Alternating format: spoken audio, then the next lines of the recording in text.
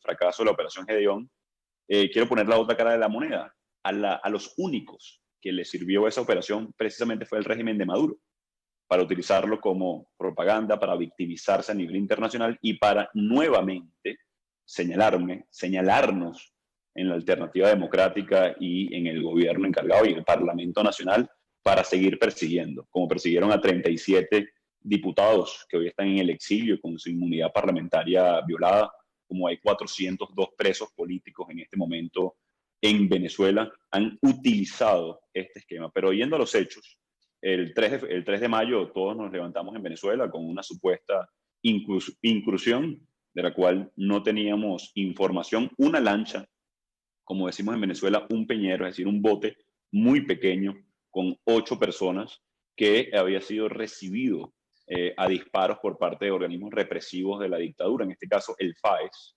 Recordemos que es el organismo que ONU, Naciones Unidas, exigió su disolución por participar en asesinatos extrajudiciales durante los últimos 3 años a casi 18.000 personas. Eso no quedó ahí. El 4 de mayo aproximaba otra lancha, un bote muy pequeño, de también entre 8 y 12 personas, con lo cual la dictadura hablaba de una operación Gedeón, con lo cual nosotros negamos de entrada la participación ahí. Y aquí hago un paréntesis, distinto a lo que sucedió el 30 de abril. El 30 de abril sí dijimos que participamos con militares que se querían poner del lado de la Constitución para lograr y empujar una transición ordenada a la democracia en Venezuela y que produjera unas elecciones realmente libres. Entonces, esto ha sido un gran aparato de propaganda en un programa de televisión hace 39 días exactamente. Incluso quien hoy es el vicepresidente del Partido Socialista Unido de Venezuela, decía claramente todos los miembros de la operación hace 39 días. No solamente fue infiltrada esa operación, fue financiada por la dictadura y dado el resultado, que solamente beneficia a la dictadura, creo que pareciera ya hoy casi obvio. No solamente eso, hace una semana Jorge Rodríguez, quien funge como ministro de propaganda de Nicolás Maduro Moros, hablaba de que habían en la W Radio en Colombia, él manifestó el haber infiltrado esa operación. ¿Cómo quiere vincular a la dictadura con nosotros? Porque el equipo de estrategia, quien renunciara luego de esta situación, tuvo reuniones con quien se atribuyera esta operación el mismo 3 de mayo. El mismo 3 de mayo, esa persona dijo que nosotros no habíamos tenido más contacto con él desde hace mucho tiempo, lo cual ratifico. No tienen nada que ver reuniones de estrategia, de evaluación de escenarios, con lo que fue esa operación. La mejor resolución al conflicto venezolano sería una negociación.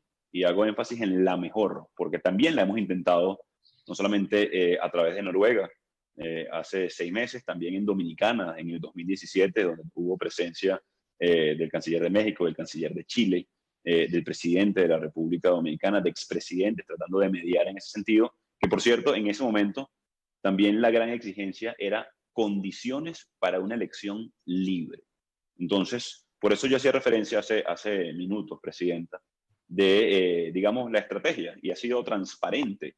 Creo que también es muy claro que voluntariamente el régimen de Maduro y Maduro no va a acceder a dar condiciones electorales porque no lo han hecho en el pasado. Se levantaron de Noruega, se burlaron de los que participaron en el proceso de Dominicana e incluso previo, en el 2014 y 2016, cuando impulsamos el referéndum revocatorio, figura constitucional en Venezuela, en el 2016. Y por eso nosotros hablamos, y permítame esta expresión y lo que nos están escuchando, de forzar una negociación. Es decir, voluntariamente han demostrado no tener ningún tipo de desprendimiento para con el venezolano. No permitieron el ingreso de ayuda humanitaria. Hoy todavía, a esta hora, mientras hablamos, no permiten el registro de ONGs para que la ONU pueda canalizar ayuda a través de implementadores locales, por ejemplo.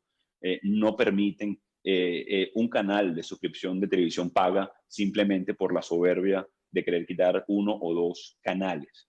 Entonces, por eso yo hablo de la presión diplomática. Por ejemplo, el presidente Duque le llama cerco diplomático. El presidente Lenín Moreno, con el que hablé el día de ayer, le llama presión internacional. La presión local ha sido numerosa, masiva los últimos años y está presente hoy también en el escenario ante la grandísima demanda social del venezolano. Hoy, 92% de los hogares no recibe agua por tubería durante casi 15 días. Hoy, 84% de los hogares tienen cortes eléctricos semanales o diarios en Venezuela. 32% de la población está cocinando con leña en este momento en Venezuela. Entonces, esa demanda social solamente va a crecer porque ellos generaron la emergencia humanitaria compleja. La palabra compleja quiere decir que fue generada por causa humana.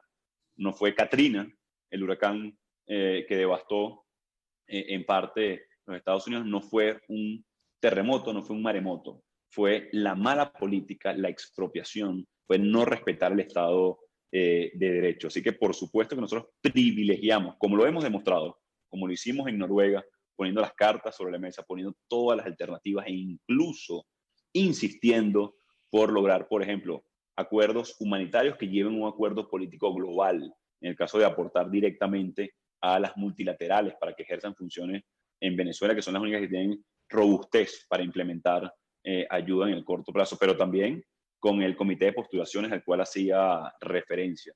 Por eso yo creo que más que nunca debemos ser muy firmes con respecto a la exigencia, con respecto a la protesta, poniendo como centro de la política el venezolano, el ser humano, que hoy no tiene agua, que no tiene alimento, que necesita vacunas. Hace 3 días murió un bebé de 11 meses por una vacuna en mal estado y 12 tuvieron intoxicación severa. Entonces, la oportunidad del venezolano radica en ese gobierno de emergencia nacional que dé garantías a todos. Nosotros seguimos poniendo las garantías, que por cierto, tiene base constitucional. Se delegarían funciones en un Consejo de Estado, que es una figura constitucional. Yo lo dije desde que estuvimos en las reuniones con Noruega, que poníamos a disposición incluso nuestro cargo para que todos tuvieran participación ahí. Entonces, por supuesto que privilegiamos esa solución, pero entendiendo la crisis política, la crisis social, la negativa de la dictadura y que responsablemente debemos evaluar todos los escenarios, privilegiando siempre uno que genere estabilidad y gobernabilidad, que, de nuevo, la reina de resolución de conflictos a nivel mundial, no hay duda que es esa, pero con mucha conciencia de a quién nos enfrentamos en este momento y cómo se han comportado en los últimos años. ¿Qué podemos mejorar? Visibilizar un poco mejor las garantías. Lo hicimos a través de una ley de garantías y amnistía del Parlamento Nacional. Hoy lo respalda Europa, Estados Unidos, a través, en el caso del framework de Estados Unidos, Europa a través del respaldo al gobierno de emergencia nacional, la OEA, el Grupo de Lima. Hemos hecho grandes esfuerzos para, digamos, hacer verosímil estas garantías, porque ¿qué pudiera decir la dictadura? Bueno, nos van a perseguir luego de esto, o hay problemas con respecto al acceso a la justicia que lo generó el deterioro del sistema judicial venezolano producto de la dictadura. Hemos hecho todos los esfuerzos, entendiendo la necesidad de la participación de todos los factores, de la Fuerza Armada, incluso de la coalición hoy del régimen, para privilegiar estabilidad, gobernabilidad, que atienda al venezolano, que supere la emergencia, que institucionalice el país y que nos lleve a una elección